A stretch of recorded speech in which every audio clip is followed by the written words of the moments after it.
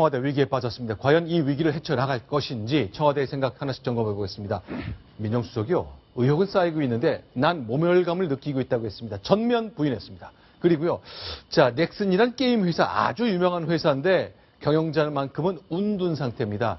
나는 그 땅에 원래 게임 학교를 짓고 싶었다고 얘기를 했네요. 하나씩 얘기를 들어보겠습니다. 자, 일단 오늘 우병우 민정수석이 청와대 앞에서 기자 앞에 섰습니다. 그 영상 잠시 후에 준비해서 보여드리겠는데요. 먼저 현장에 있었던 저희 청와대 출입기자 신정숙 정치부 차장이 현장에서 본 얘기를 먼저 소개해드리겠습니다. 네, 이 우병우 민정수석은 공개석상에 얼굴 드러내는 일이 일체 없기로 유명합니다. 우병우 수석 의혹이 처음 터졌을 때 대변인을 통해서 확인할 수밖에 없었는데요. 의혹들이 방대하게 터져나오니까 홍보수석실에서 우병우 수석이 직접 얘기해라, 그렇게 해서 만들어진 굉장히 이례적인 자리였습니다. 네, 우 수석이 한 처가 부동산 얘기할 때는 억울해하는 기색이 역력했습니다. 재력가인 장인이 돌아가시고 상속세만 1,000억대가 나왔는데 이거를 납부하기 위해서 벌어진 과정. 뭐가 문제가 있느냐.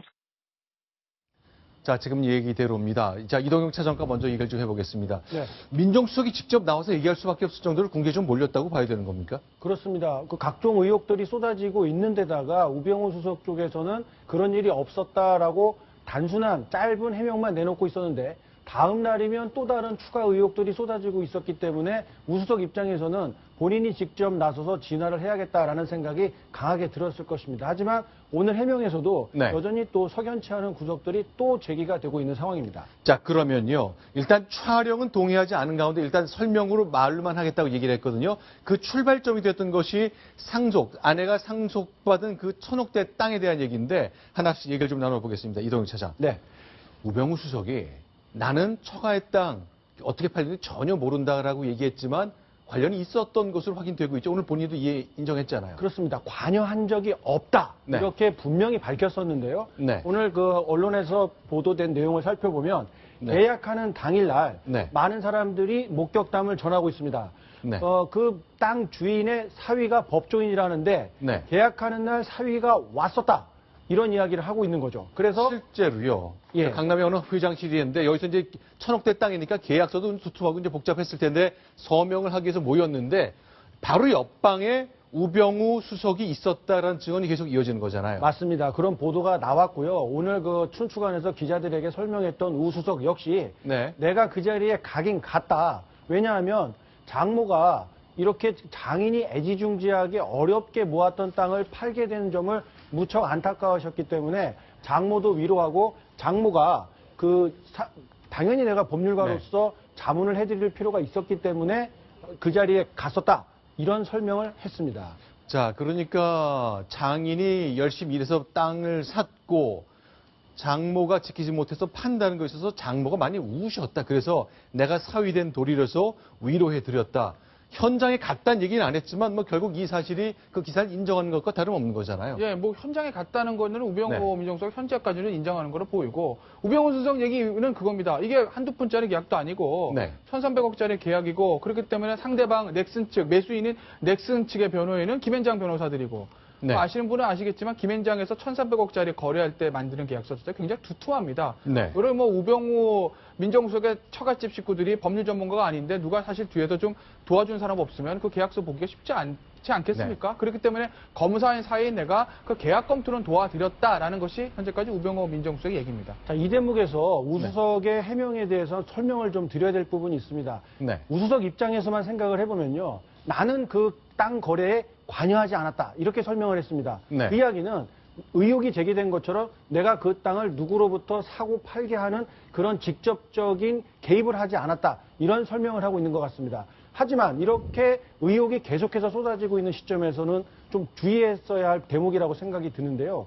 언론에서는 이 우 수석이 현장에도 가지 않았고 계약서도 검토하지 않았고 정말 그 땅 거래에는 아무런 관련도 없었다라고 우 수석이 설명한 것으로 이해를 한 겁니다. 하지만 실제로 확인해 보니까 현장에 갔었고 그 법률 검토도 직접 했었다. 이런 내용이 확인되기 때문에 우 수석의 애초의 해명이 뭔가 석연치 않은 구석이 있는 것 아니냐라는 또 다른 의혹이 나오는 겁니다. 그렇기 때문에 우 수석은 앞으로도 본인에게 제기되는 어떤 의혹이 나오면 그냥 무조건 관여하지 않았다, 나는 모른다라고 할 게 아니라 어떤 일이 있었는지 좀 더 소상하고 자세하게 밝혀야 할 필요가 있어 보입니다. 자, 그런데요. 그러니까 이런 거죠. 처음에 이렇게 의혹이 나왔을 때 내가 계약하는 건 도와드렸지만 이거는 내가 무슨 검사장과의 인연 때문에 큰 기업에 돈을 받고 팔아주도록 맞습니다. 관여한 거 아니다라고 했으면 제일 깔끔했는데 아무렇게 관여한 것이 없다고 얘기했다가 계약하는 옆방에 있었던 것이 사실이 된 거잖아요. 그렇습니다. 자, 그런데 하나 더 있습니다. 오늘 이제 조응천 의원이 더불어민주당 내부에서 그 TF 회의를 했거든요. 그런데 이렇게 우병우 수석이 대검찰청에서 일할 때 계약하는 현장에 갔는데 이게 금요일이었던 모양입니다. 역시 공직자의 근무 전 기강에 대한 문제를 또 얘기했는데요. 그 장면 들어보고 얘기 나누겠습니다. 날짜가 2011년 3월 18일입니다. 금요일이에요. 근무하는 날입니다. 대검 중수부 수사기획관이라는 중차대한 직위에 계셨던 분이 근무 시간에 장모를 달래러 장시간 동안 계약 현장 옆방에 계신 게 맞는 얘기인지, 그게 또 사실이라고 하더라도 공사를 구분하지 못하시는 거 아닌지 되묻고 싶습니다. 최근에 이제 윤병세 외교부 장관이 역시 금요일 날 근무일인데 바지 고치러 갔다가 양복 산 문제가 있었는데 역시 공직자들은 자기 자리를 근무 시간에 지켜야 되는 거잖아요. 저 부분에 대한 조응천 의원 지적은 맞는 얘기인 거죠. 우병우 민정수석 입장에서는 사적으로는 그 사위이기 때문에 장모님이 1,300억짜리 계약을 하는데 좀 와서 좀 도와줘. 사이닝할 때 내가 불안하게 옆에 있어줘. 라고 하면 사적으로는 당연히 갈 수 있겠지만 문제는 대검 수사기획관이나 공적인 자리에 있는 사람 아니겠습니까? 어찌됐든 공직자가 근무 시간에 자리를 비우고 개인적인 일을 보러 갔다는 그 부분에 대한 어떤 도덕적인 비판을 지적하는 조응천 의원 얘기는 이런 맞는 얘기라고 볼 수 있을 것 같습니다. 실제로요, 이제 오늘 청와대 출입하는 심정숙 차장 얘기를 들어보면 우병우 수석도 이걸 다 인정했다고 하는데요. 실제 오늘 오전에 갑작스럽게 찾아온 우병우 수석을 맞이했던 심정숙 차장이 청와대 춘추관 기자실 분위기를 역시 또 추가로 전달해드리겠습니다. 그 질문이 나오자마자 곧바로 갔었다. 아주 시원하게 인정을 했습니다. 당시에 처가에서 판 그 강남 땅이 대체 불가능한 땅이었다. 언론에서는 부동산 침체기였기 때문에 살려는 사람이 없었다. 당시에 살려고 하는 사람 수백 명, 수십 명이 몰렸었던 것으로 안다. 거듭해서 강조를 했습니다. 자, 이 점을 인정을 했고요. 또 하나 나오는 것이 이제 부동산 거래, 이제 실체를 얘기해야 될 것 같습니다. 이게 누군가 대기업이나 힘 있는 검찰 후배가 소개해 준 것이냐 아니면 부동산을 통해서 자연스럽게 소개받은 것이냐 관련된 얘기를 좀 나눠보겠습니다. 이동영 차장. 네. 자, 이제 부동산이 양쪽에서 두 군데가 다 끼었던 거잖아요. 그렇습니다. 네. 우병우 수석의 처가 쪽에서도 중개업체를 하나 내세웠고요. 네. 그리고 넥슨 측에서도 김앤장 측 변호사뿐만이 아니라 역시 부동산 중개업체 대표를 앞세워서 이렇게 네. 거래를 시도했습니다. 일단 그러면 이게 부동산 수익, 그러니까 복비라고 얘기하는 부동산 거래 수수료를 줬다면 이거는 누가 대충 했던 게 아니라 일상적인 거래를 통했다고 봐야 되는 건가요?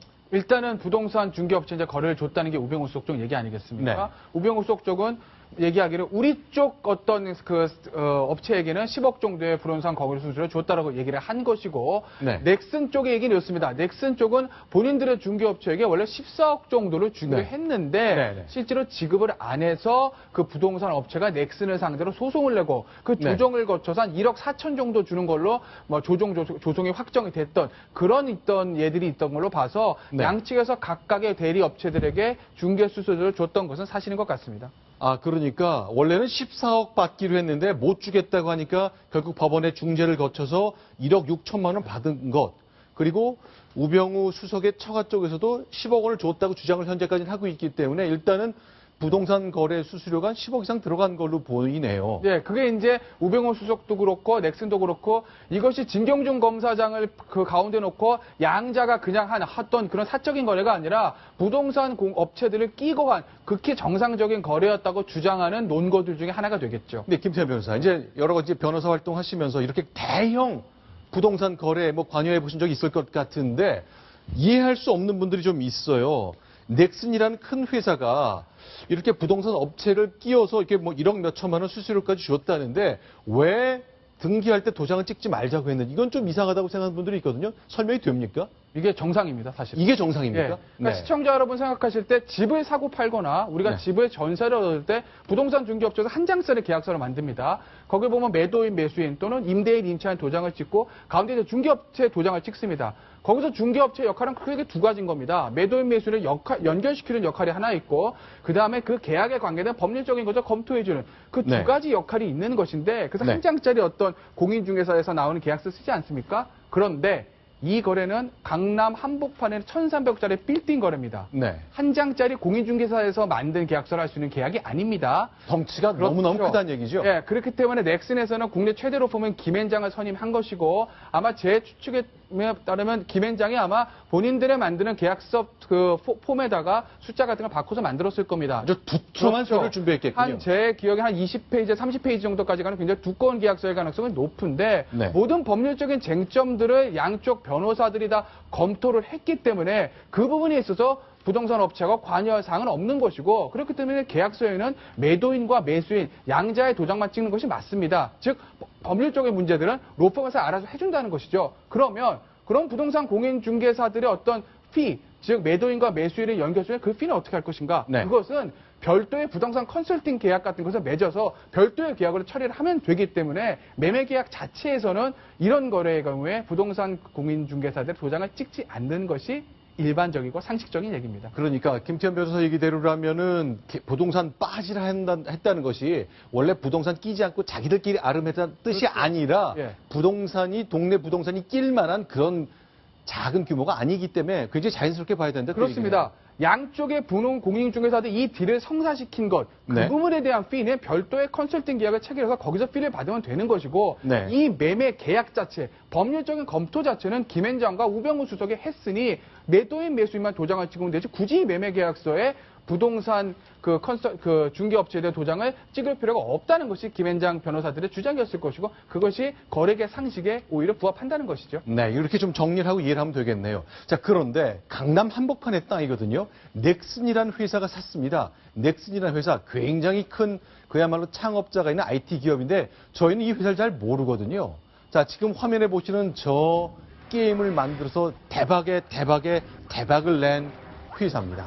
자, 그러면 저렇게 게임 만들어서 돈을 어마어마하게 버는 이 회사인데 과연 이 회사를 창업한 김정주라는 CEO는 왜 이 땅을 샀을까? 측근을 통해서 중앙일보 인터뷰한 내용이 있잖아요. 어떤 내용입니까? 그렇습니다. 오늘 중앙일보 보도에 따르면 중앙일보에서는 김정주 회장의 측근을 만나서 인터뷰를 했는데 이 측근이 최근에 김정주 대표로부터 직접 이야기를 들었다라고 하면서 전언을 한 겁니다. 네. 김정주 대표는 이 땅에다가 네. 사옥을 만들고 인근에다가는 게임 학교를 만들고 싶어 했다. 그래서 필요로 하는 땅이었지 우리가 누구의 부탁을 받아서 그 사람의 편의를 봐주기 위해서 땅을 거래한 것이 아니다. 이런 주장을 밝혔습니다. 네, 실제로요. 김정주 회장 서울대 컴퓨터공학과 86학번이니까 이제 우리 나이로 50이 된 나이인데 자, 회사 만든 지 20년 지났지만 개인 재산이 무려 4조 8천억이네요. 그렇습니다. 2016년 기준으로 보면 주식 보유액이 세계 6위에 해당할 우리나라에서 우리나라 6위죠. 6위에 해당할 정도로 거부 반열에 올라 있습니다. 1994년 넥슨을 창립해서 유명한 바람의 나라라는 인터넷 온라인 게임을 개발해서 세계적으로도 큰 화제가 됐던 그런 기업인입니다. 자, 그런데 이게 은둔의 경영자라고 얘기를 듣는 이유가 출근도 매일 하는 것이 아니고 서울에 살았다, 뉴욕에 살았다, 동경에 살았다, 거주지도 계속 옮기면서 뭔가 큰 구상을 한 것처럼 여겨지는데요. 좀처럼 언론에 등장한 일이 없습니다. 그래서 과거 방송에 나와서 했던 그 모습 보여드리겠습니다. 김정주라는 넥슨이라는 점재 논란이 되고 있는 회사를 직접 세운 창업자입니다. 들어보겠습니다. 실제로 제가 회사에 자리가 없어진 게 한 2000년 초반 정도 같아요. 그러니까 붙박이로 출근하는 곳은 없고요. 이 사람은 출근을 안 한다. 뭐 놀고 있냐. 근데 저는 이 생활을 굉장히 즐기고 있어요. 은둔이라고 저는 정말 생각 안 하고 열심히 다니고요. 누구보다도 많이 다른 회사 가고 사람들 만나고 좋은 관계를 맺으려고 하고요. 자, 그렇죠. 2000년 이후엔 내 사무실이 사라졌다라고 말하는 김정주 CEO의 말씀 들었습니다. 그런데요. 자, 이제 역시 논란은 우병우 수석이 될 것 같습니다. 대통령이 가장 아끼고 또 가장 신뢰하는 참모로 알려져 있거든요. 그런데 문제의 출발은 진경준이라는 검사장 이번에 넥슨 때문에 논란이 됐고 현재 구속돼 있는데 이 사람 검사장 승진할 때 검증 잘 못했다 이런 논란에 서 있잖아요. 자, 보고가 올라왔다 이런 주장이 나오고 있습니다. 그렇습니다. 오늘 그 동아일보의 일면 단독 기사로 게재된 내용인데요. 네. 진경준 검사장이 2010년 초에는 네. 중앙지검의 금융조세 2부장으로 근무를 하고 있었습니다. 그러니까 네. 금융기관들의 비위를 조사하는 핵심적인 자리였는데 네. 오히려 저축은행과 증권업계 관계자들과 술자리와 골프를 했다 이런 첩보가 올라갔고 네. 또 사석에서는 이명박 대통령의 사위 변호사로 일하고 있었던 네. 이 대통령의 사위와 친분이 있었다라고 과시했다 이런 의혹의 내용까지 검찰 내부 첩보로 올라갔었는데 범죄정보기획관으로 근무했던 우수석이 당시 범죄정보기획관으로 근무를 했었는데 네. 이런 내용을 보고받고도 제대로 대처하지 않고 묵살을 했다 이런 의혹이 제기됐습니다. 또 하나는요. 저 질문 좀 드리고 싶은데요. 길정규 기자 어떻습니까? 법조도 올해 출입하셨는데 자 이제 그 진경준 검사장 검사장 승진 직전에 이야말로 대령에서 별 하나 준장다는 것만큼 중요한 승진 인사잖아요. 그때 넥슨이라는 특정 기업의 주식을 88억 원어치 갖고 있다. 그럼 좀 왜 갖고 있는지 너무 많지 않은지 무슨 돈으로 샀는지 이걸 좀 물어야 되는 건 맞습니까?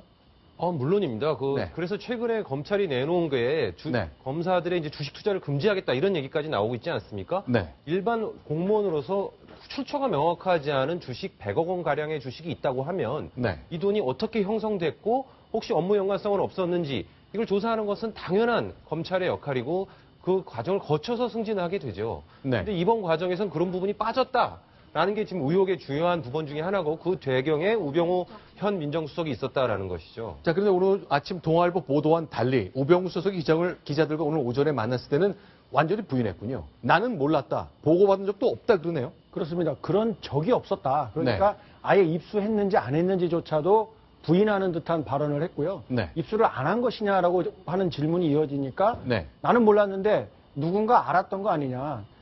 그 사람이 그러니까 진경준 검사장이 검찰 수사를 왜 안 받았는지 네. 내 인사도 내가 모르는데 그 사람이 어디로 배치되는지 나는 모른다. 이런 식의 해명을 했습니다.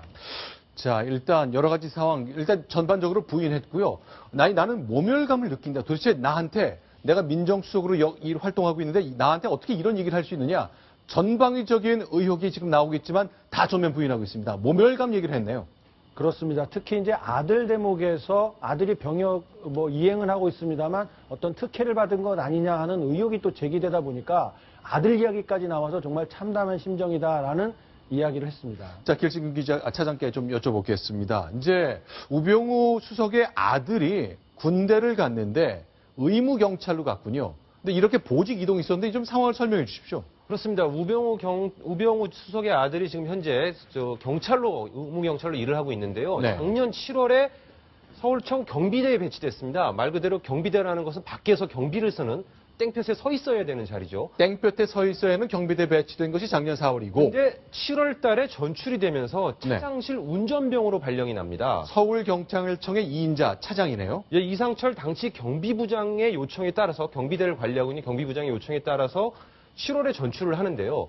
이것 자체도 사실 어떻게 보면 꽃보직으로 이동했다라면서 시샘의 눈길을 갈 수 있는 부분이고요. 네. 특히나 경찰 내부 규정에 네. 한 번 보직이 결정되면 4개월이 지나야 이동이 가능합니다. 네. 근데 4개월이 되기 전인 3개월 만에 전출이 됐고요. 좋은 네. 보직으로 옮겨갔고, 왜냐하면 운전병은 비서실에 앉아 있으면서 에어컨 나오는 데서 있을 수 있지 않습니까? 출퇴근 정도 하는 거고요. 그렇죠. 그리고 이후에 이상철 당시 경비부장은 지난해 12월에 또 차장으로 승진을 합니다. 민정수석이라는 자리가 경찰과 검찰, 이 대한민국의 모든 사정기관을 총괄하는 자리 아니겠습니까? 네. 그래서 우병우 민정수석은 이 네. 과정에 전혀 개입하지 않았다라고 오늘 설명을 했지만 네. 네. 공교롭게도 그런 것들이 이루어졌고 또 그 아들은 금수저의 아들이라는 얘기가 나올 정도로 서울청에 근무하는 것 자체만으로도 의경들한테는 상당히 좋은 자리라고 하는데 그 와중에 차장 운전병으로 일한다. 이건 상당히 문제가 될 수도 있는 거죠. 네. 네, 지금 여러분들이 얘기하신 거 들으면서 제가 좀 의견을 말씀드릴게요. 네. 우선 저기서 뭐 개인이 잘못한 거는 그건 개인적인 문제로 가고요. 우리 네. 행정 시스템을 보셔야 되는데, 네. 자, 경비부장이라는 자리가 뭘 하는 건가 하면은 경호도 담당하는 자리입니다. 네. 그래서 경호를 담당하게 되면 청와대 101 경호단이 있죠. 경찰이가 네. 있죠. 그렇게 되면은 여러 가지 룰을 통해서 청와대에 접촉할 수 있는 자리라는 겁니다. 아하, 서울경찰청의 경비부장이라는 자리는 그야말로 청와대를 중심으로 한 서울 지역의 경호를 담당하는 거다. 물론 본청도 있긴 하지만 그런 네네. 역할을 할 수 있기 때문에 저게 뭔가 연결될 수 있다는 걸 보시면서 아마 들어가야 될 거고요. 그다음에 네. 아까 앞에서 진경준 검사장 사건을 이야기하면서 네. 대검 감찰본부에 이첩을 했니 안 했니 이런 얘기가 나오지 않습니까? 네. 저도 옛날에 뭐 몇몇 사건을 하면서 감찰부장들 만나보고 그랬는데요. 네. 대검에서 제일 하려 없는 자리가 감찰부장입니다. 네. 왜 그런가? 제가 그때 한번 특정한 검사의 비리를 잡아서 뚫고 들어가서 해봤는데 감찰부장하고도 많이 얘기했었는데 아 이거 제대로 터져나오면 우리 검찰 전체가 네. 이걸 쓰니까 네. 덮자, 못을 벗기자 막 이런 식으로 나가는 거예요. 그래서 네. 지금 우리 검찰의 검사들의 비리를요 국정원이나 경찰이 안 캘 것 같아요. 저거 다 돌고 돕니다. 돌고 도는데 대검 감찰실에만 안 가는데 저렇게 돼서 대검 감찰이 문제가 되는 겁니다. 지금 홍만표 검사 사건에서 그 무혐의 나온 네. 수사를 안 했잖아요. 그거를 수사를 하려면 감찰이 제대로 움직이면 되는데 참고로 대한민국 감찰주 중에서 제일 엉터리가 대검이고요. 네. 가장 센 건 제가 보기엔 국정원입니다. 국정원은 감찰 무서워요. 그래서 저는 검찰 바로 세우려면요.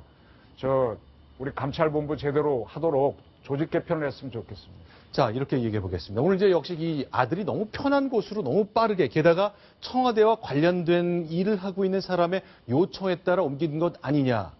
근데 내 아들 유학가 있었는데 들어와서 군대 가지 않았느냐. 언제 병역을 기피했더냐. 나는 그 아들의 상사라는 서울의 경찰청의 2인자 얼굴 본 적도 없다 그랬습니다. 만난 적도 없고 전화한 적도 없고. 맞겠죠. 그런 적 없겠죠. 그러나 결직 유지자. 당연히 어떻습니까? 만날 필요도 없고 전화할 필요도 없습니다. 그 네. 공무원들이 그 청와대를 바라보는 시선은 네. 거의 뭐 상전이기 때문에 네. 알아서 배치를 할 수도 있고요.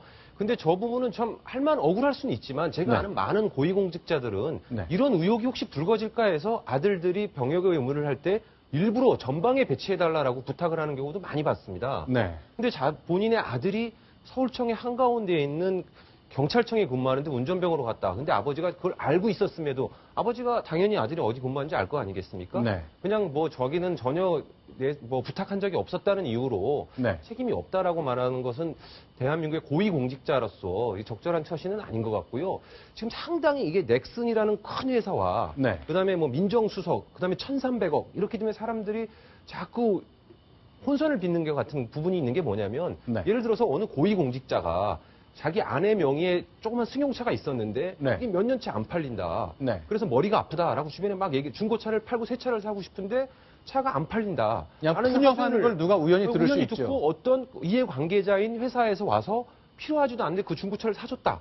네. 그렇게 됐을 경우에 이거는 자칫 사후 포괄적인 뇌물죄가 될 수도 있고요. 공직자 윤리 규정상 당연히 문제가 됩니다. 네. 그걸 위해서 편익을 본 거 아니겠습니까? 물론 우병우 수석이 주장하는 대로 이게 몇 년째 안 팔리는 땅이었는지 정말 인기가 많은 땅이었는지 넥슨이 이 땅이 필요 없음에도 샀는지 네. 아니면 정말 필요해서 샀는지 이 부분은 이제 법리 밝혀져야 되겠지만요. 이 공직자 윤리상 충분히 문제가 될 수 있는 부분인 건 맞는 것 같습니다. 자, 그러면 만약에 우병우 민정수석이 박근혜 정부의 어떤 고위 당국자가 그 아들이 보직을 이렇게 좋은 곳으로 옮긴 것을 발견했다. 과연 이 문제를 민정수석이 알았다면 관련 경고 조치를 했어야 되는 것이 아닌지에 대한 것은 저희 고수님들의 얘기를 잠시 후에 듣겠고요. 역시 민정비서관 출신인 조응천 야당 의원이 이 문제를 물고 늘어졌습니다. 계속 들어보겠습니다. 실망스러운 것은 그 상사가 누군지 모른다고 말씀을 하셨습니다.